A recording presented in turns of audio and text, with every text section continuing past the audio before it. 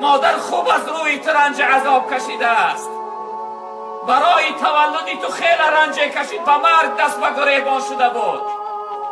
نجاست های تو را با دستای زیبا و نازکش میشوشت و پاکیزه میکرد. ای ابله، از سوش ما فریاد میکنی؟ با گریانش میکنی؟ شبی که تو را خواب نمیبود و خواب نداشت، تا سحر تو را الله میگفت، تا سحر همراهی تو بیدار بود. وقتی از خواب میخستی خودش نمیخورد و اول تو را میخورانید، خودش بار نمیکرد و تو را میپوشانید که مبادا خنک نخوری.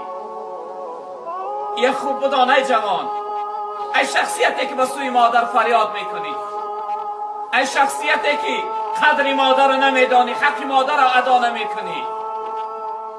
مادر خیلی بزرگ